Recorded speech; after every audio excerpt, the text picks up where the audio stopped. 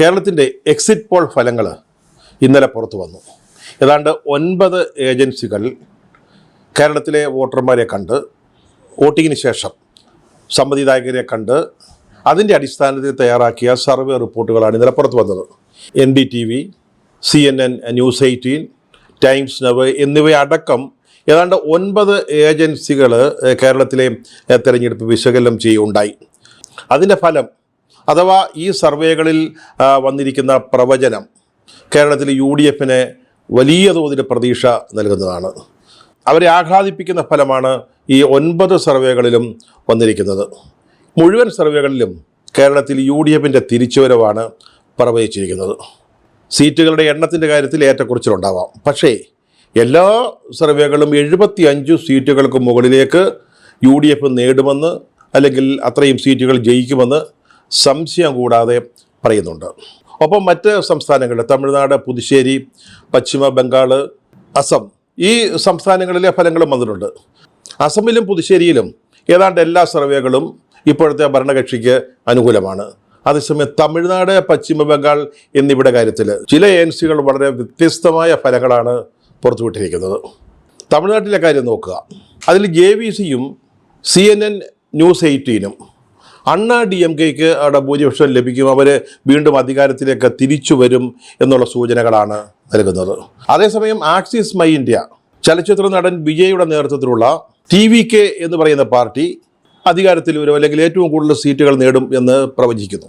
TVKയ്ക്ക് axis my India 98 മുതൽ 120 സീറ്റുകൾ വരെ പ്രവചിക്കുന്നു.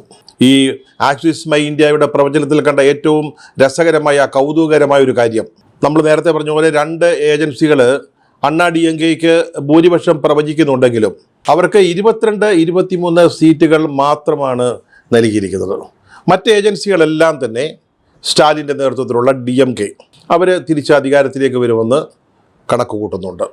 പക്ഷേ കേരളത്തിൻ്റെ പ്രത്യേകത, എല്ലാ ഏജൻസികളും അസമിലെയും പുതുച്ചേരിയിലെയും ഫലം പോലെ എല്ലാ ഏജൻസികളും UDF-നാണ് മേൽക്കൈ നൽകിയിരിക്കുന്നത് എന്നുള്ളതാണ്. ഒരിടത്തും ഒരൊറ്റ പോളിലും LDF അധികാരം കിട്ടാനുള്ള സാധ്യത കാണിക്കുന്ന തരത്തിലേക്ക് ഉയർന്നു വന്നിട്ടില്ല. ഇതിൽ തന്നെ മനോരമ ന്യൂസ് അവരുടെ പ്രവചനം UDF-ന് 82 മുതൽ 94 സീറ്റുകൾ വരെ ലഭിക്കുമെന്നാണ്. ഓരോ ജില്ലയിലും ഫലം സംബന്ധിച്ചുള്ള പ്രവചനങ്ങൾ നടത്തിയിട്ടുണ്ട്. അതിൻ്റെ അടിസ്ഥാനത്തിൽ അവർ 82 മുതൽ 94 സീറ്റുകൾ വരെ UDF-ന് ലഭിക്കുമെന്ന് പ്രവചിക്കുന്നു. അതേസമയം LDF-ന് അവർ നൽകുന്നത് 44 മുതൽ 56 സീറ്റ് വരെയാണ്. അതുകൊണ്ട് ആക്സിസ് മൈ ഇന്ത്യ 78 മുതൽ 90 വരെ സീറ്റുകൾ UDF-ന് ലഭിക്കുമെന്ന് അവരുടെ പ്രവചനത്തിൽ കാണുന്നു.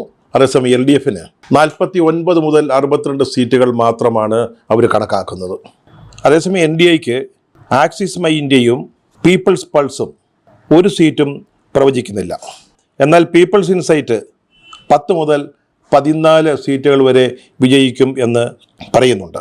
മനോരമ TV NDA-ക്ക് 1 മുതൽ 3 വരെ സീറ്റുകളാണ് സൂചിപ്പിച്ചിരിക്കുന്നത്. മനോരമ പറഞ്ഞല്ലോ, ജില്ലാടിസ്ഥാനത്തിൽ വളരെ വിപുലമായ രീതിയിൽ സർവേ നടത്തിയിട്ടുണ്ട്. അതനുസരിച്ച് നോക്കുകയാണെങ്കിൽ ഉത്തര കേരളത്തിലും മധ്യ കേരളത്തിലും തിരുവിതാംകൂർ അടക്കം പിന്നീട് തെക്കൻ കേരളത്തിലും UDF വലിയ നേട്ടങ്ങൾ ഉണ്ടാക്കുമെന്നാണ് മനസ്സിലാക്കുന്നത്. കണ്ണൂർ സ്വാഭാവികമായിട്ടും അത് CPM-ൻ്റെ കോട്ടയാണ്. കണ്ണൂർ, തൃശ്ശൂർ, പാലക്കാട് ജില്ലകളിൽ അവർ UDF-നേക്കാൾ മുമ്പിൽ വരും. അതേസമയം മലപ്പുറത്തും കോട്ടയത്തും ഏതാണ്ട് UDF തൂത്തുവാരുക തന്നെ ചെയ്യുമെന്നാണ് അവരുടെ സർവേയിൽ കാണുന്നത്. അതുപോലെ കൊല്ലത്ത്, തിരുവനന്തപുരത്ത്, കൊല്ലത്തെ കഴിഞ്ഞ തിരഞ്ഞെടുപ്പിൽ 2 സീറ്റാണ് UDF-ന് കിട്ടിയത്. തിരുവനന്തപുരത്ത് 1 സീറ്റാണ്. പക്ഷേ ഇത്തവണ ഇവിടെ UDF മെച്ചപ്പെടുമെന്നും, കൊല്ലം ജില്ലയിൽ 5 മുതൽ 7 വരെയും, തിരുവനന്തപുരത്ത് 4 മുതൽ 6 വരെയും സീറ്റുകൾ അവരെ സ്വന്തമാക്കുമെന്നും അവരുടെ സർവേകളിൽ പറയുന്നുണ്ട്. ഇതൊക്കെ മൊത്തത്തിൽ നോക്കുമ്പോൾ UDF-ന് ഏറ്റവും പ്രതീക്ഷ നൽകുന്ന, സംശയലേശമന്യേ 4-ാം തീയതിയിലെ കൗണ്ടിംഗ് ദിവസത്തിലേക്ക്, വോട്ടെണ്ണൽ ദിനത്തിലേക്ക് നീങ്ങാനുള്ള ആത്മവിശ്വാസം നൽകുന്നതാണ്. ചില ഏജൻസികൾ UDF-നും LDF-നും കിട്ടുന്ന ശതമാനം, വോട്ടുകളുടെ ശതമാനം വളരെ കൃത്യമായിട്ട് പ്രവചിച്ചിട്ടുണ്ട്.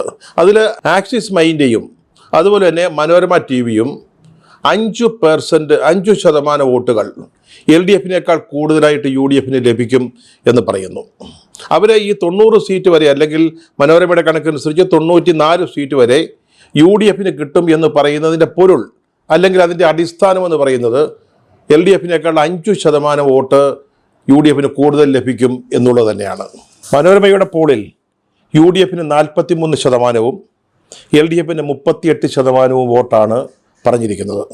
അതേസമയം ആക്സിസ് ഇന്ത്യ UDFിന് 44%, LDFിന് 39% വോട്ടുകൾ പ്രവചിക്കുന്നു.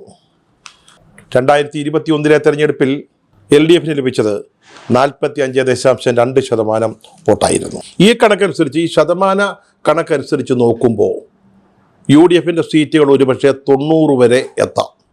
ഈ വോട്ടിംഗ് ശതമാനത്തിലെ വ്യത്യാസം.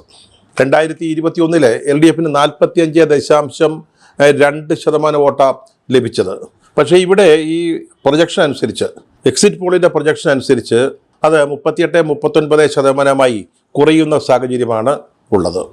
പറഞ്ഞല്ലോ, ഇതൊരു പ്രൊജക്ഷൻ മാത്രമാണ്, അല്ലാതെ അന്തിമമായ തെരഞ്ഞെടുപ്പ് ഫലമല്ല. പക്ഷെ നമ്മൾ ഇത് വെച്ച് പരിശോധിക്കുമ്പോൾ തന്നെ ഈ കഴിഞ്ഞ തെരഞ്ഞെടുപ്പിൽ പിണറായിയുടെ നേതൃത്വത്തിലുള്ള സർക്കാരിനെതിരായിട്ടുള്ള വലിയ ജനവികാരം ഉണ്ടായിരുന്നു. അല്ലെങ്കിൽ ഒരു ഭരണമാറ്റം കേരളത്തിലെ ആളുകൾ, വോട്ടർമാർ ആഗ്രഹിച്ചിരുന്നു എന്നാണ് മനസ്സിലാക്കുന്നത്. മൂന്നാം പിണറായി സർക്കാർ എന്ന മുദ്രാവാക്യം മുന്നോട്ട് വെച്ചുകൊണ്ടാണ് LDF സർക്കാർ ഈ തെരഞ്ഞെടുപ്പിനെ നേരിട്ടത്. ധാരാളം വികസന പ്രവർത്തനങ്ങൾ നടന്നുവെന്ന് അവർ അവകാശപ്പെടുന്നു പല മേഖലകളിലും. അതിൻ്റെ വിശദാംശങ്ങളിലേക്കൊന്നും പോകുന്നില്ല. പക്ഷേ ജനങ്ങൾ ഈ ഗവൺമെൻറ് ഇനി തുടരേണ്ട കാര്യമില്ല എന്ന് തീരുമാനിച്ചു എന്ന് വേണം എക്സിറ്റ് പോൾ ഫലങ്ങൾ നൽകുന്ന സൂചനകളിൽ നിന്ന് മനസ്സിലാക്കേണ്ടത്. അത് ഈ LDF സർക്കാരിന് എതിരെ മൊത്തത്തിലുള്ളൊരു വികാരമായിരുന്നു, അതോ പിണറായി വിജയൻ എന്ന വ്യക്തിയോടുള്ള അകൽച്ചയായിരുന്നു? അദ്ദേഹത്തിൻ്റെ രീതികൾ, ഈ തെരഞ്ഞെടുപ്പിന് തൊട്ടു മുമ്പ് കോടാനുകോടി രൂപ മുടക്കി അദ്ദേഹത്തിന് വേണ്ടി നടത്തിയ PR വർക്കുകൾ, പ്രതിച്ഛായ നിർമ്മാണം, ഇതെല്ലാം നമ്മുടെ ഖജനാവിൽ നിന്ന് ചെലവഴിച്ചതാണ്. അതൊക്കെ ആളുകളെ തീർച്ചയായും വെറുപ്പിച്ചിട്ടുണ്ടാകണം. അതാവണം ഒരുപക്ഷെ ഈ തെരഞ്ഞെടുപ്പ് ഫലത്തിൽ ഉണ്ടാവാൻ പോകുന്നത് എന്ന് എക്സിറ്റ് പോളുകൾ സൂചന തരുന്നുണ്ട്. മറ്റൊരു കാര്യം ശ്രദ്ധിക്കേണ്ടത്, കഴിഞ്ഞ തദ്ദേശ ഭരണ തെരഞ്ഞെടുപ്പിൽ കണ്ട അതേ വികാരം, അല്ലെങ്കിൽ അതേ വോട്ടർമാരുടെ ബിഹേവിയറാണ് നമ്മൾ ഇവിടെയും കാണുന്നത് എന്നുള്ളതാണ്. 2021 നിയമസഭാ തെരഞ്ഞെടുപ്പിന് തൊട്ടു മുമ്പ് നടന്ന തദ്ദേശ ഭരണ തെരഞ്ഞെടുപ്പിൽ ഏതാണ്ട് 99 സീറ്റുകളിൽ LDF മേൽക്കൈ നേടിയിരുന്നു. അസംബ്ലി സീറ്റുകളിൽ തദ്ദേശ ഭരണ തെരഞ്ഞെടുപ്പിൽ ഉണ്ടായ വോട്ടിങ്ങിൻ്റെ അടിസ്ഥാനത്തിൽ നോക്കുമ്പോൾ 99 അസംബ്ലി നിയോജക മണ്ഡലങ്ങളിൽ അവർക്ക് മേൽക്കൈ വന്നു. ഏതാണ്ട് അത്രയും സീറ്റുകൾ അവർ ജയിക്കുകയും ചെയ്തു. ഇപ്പോൾ തൊട്ടു മുമ്പ് നടന്ന തദ്ദേശ ഭരണ തെരഞ്ഞെടുപ്പിൽ UDFിനായിരുന്നു മേൽക്കൈ. ഏതാണ്ട് 85-86 സീറ്റുകളിൽ, അസംബ്ലി സീറ്റുകളിൽ അവർ മുമ്പിൽ വന്നുവെന്നാണ് തദ്ദേശ ഭരണ തെരഞ്ഞെടുപ്പിൽ ലഭിച്ച വോട്ടുകളുടെ കണക്കിൽ നിന്ന് മനസ്സിലാക്കേണ്ടത്. ഇപ്പോൾ നമ്മുടെ എക്സിറ്റ് പോളുകൾ ഏതാണ്ട് അതുതന്നെയാണ് പറയുന്നത്. ഏതാണ്ട് അത്രയും സീറ്റുകൾ, 85 അല്ലെങ്കിൽ 85-ഉം 90-നും ഇടയ്ക്ക്, അല്ലെങ്കിൽ 90-92 സീറ്റുകൾ, ഇതൊക്കെ ലഭിക്കുമെന്നാണ് വ്യത്യസ്ത ഏജൻസികൾ ഇപ്പോൾ പ്രവചിക്കുന്നത്. എക്സിറ്റ് പോളുകൾ 100% ശരിയാണ് എന്ന് പറയാൻ പറ്റത്തില്ല. പല കാരണങ്ങളാൽ അവരെത്തുന്ന നിഗമനങ്ങൾ തെറ്റിപ്പോയേക്കാം, അല്ലെങ്കിൽ പിഴവ് സംഭവിച്ചേക്കാം. അതിലൊരു പ്രധാനപ്പെട്ട കാരണം എന്ന് പറയുന്നത്, സർവേ നടത്തുന്നവരെടുക്കുന്ന സാമ്പിളുകൾ വളരെ കൃത്യമായിട്ട് എടുക്കുന്നില്ലെങ്കിൽ തെറ്റുപറ്റാം. അതായത് എല്ലാ മണ്ഡലങ്ങളിലും എല്ലാ വിഭാഗത്തിലും പെട്ട ആളുകളുടെ പ്രാതിനിധ്യം ഈ സാമ്പിളുകൾക്കില്ലെങ്കിൽ ഒരുപക്ഷെ ഇത്തരത്തിലുള്ള സർവേകൾ പരാജയപ്പെട്ടേക്കാം. മറ്റൊരു പ്രധാനപ്പെട്ട കാരണം, നമ്മുടെ വോട്ടർമാരുടെ എണ്ണം കൂടുതലാണ് ഓരോ മണ്ഡലങ്ങളിലും. അത് നിയമസഭയാണെങ്കിലും ലോക്സഭയാണെങ്കിലും വോട്ടർമാരുടെ എണ്ണം വളരെ കൂടുതലാണ്. അതുമാത്രമല്ല, വ്യത്യസ്ത സ്വഭാവങ്ങൾ പുലർത്തുന്നവരാണ്. അല്ലാതെ ഒരേപോലെയുള്ള ഒരു സമീപനങ്ങളോ സ്വഭാവങ്ങളോ രീതികളോ ഒന്നും ആയിരിക്കില്ല ഈ വോട്ടർമാരുടേത്. പിന്നീട് പലപ്പോഴും ഈ വോട്ടർമാർ സൈലൻ്റ് ആവും, നിശബ്ദരാകും. അവരാർക്കാണ് വോട്ട് ചെയ്തതെന്ന് ഈ സർവേക്ക് എത്തുന്നവരോട് കൃത്യമായിട്ട് പറയാറില്ല.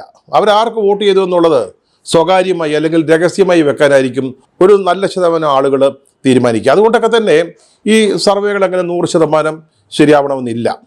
നമുക്കറിയാം, കഴിഞ്ഞ 2024 ലോക്സഭാ തെരഞ്ഞെടുപ്പ് തന്നെ നോക്കൂ. 350 സീറ്റുകൾ NDAക്ക് ലഭിക്കുമെന്ന് ഏതാണ്ട് ഒട്ടുമുക്ക ഏജൻസികളും, എക്സിറ്റ് പോൾ നടത്തിയ മിക്ക ഏജൻസികളും പ്രവചിച്ചതാണ്. പക്ഷേ എത്രയാണ് ലഭിച്ചത്?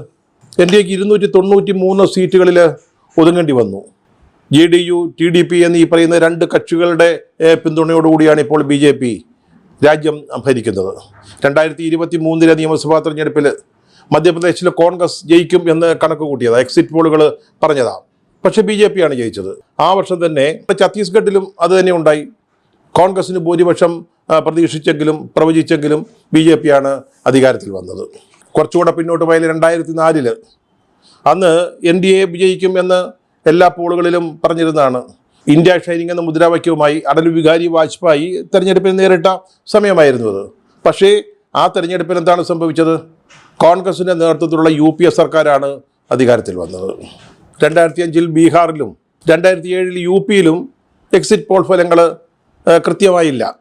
2024 ഹരിയാനയിൽ നടന്ന നിയമസഭാ തെരഞ്ഞെടുപ്പിലും കോൺഗ്രസ് അധികാരത്തിൽ വരുമെന്ന് എല്ലാവരും കണക്ക് കൂട്ടിയതായത് മുഖ്യമന്ത്രിയെ വരെ തീരുമാനിച്ചതാണ്. പക്ഷേ അവിടെ BJP ആണ് ജയിച്ചു വന്നത്. അങ്ങനെ ഈ എക്സിറ്റ് പോളുകൾ എല്ലാം ശരിയാവണമെന്നില്ല. അതേസമയം ഇവിടെ ഇന്നലെ സംഭവിച്ചിരിക്കുന്നത് ഇത്തരത്തിൽ സർവേ നടത്തിയ പോൾ നടത്തിയ ഏതാണ്ട് 9 ഏജൻസികളും UDFന് കൃത്യമായ മേൽക്കൈ അല്ലെങ്കിൽ ഭരിക്കാനാവശ്യമായ ഭൂരിപക്ഷം പ്രവചിക്കുന്നു എന്നുള്ളതാണ്. അതാണ് നമ്മൾ തുടക്കത്തിൽ പറഞ്ഞത്. വോട്ടെണ്ണൽ ദിനത്തെ കൂടുതൽ ആത്മവിശ്വാസത്തോടു കൂടി സമീപിക്കാൻ കഴിയുന്നത് UDFനായിരിക്കും എന്ന്.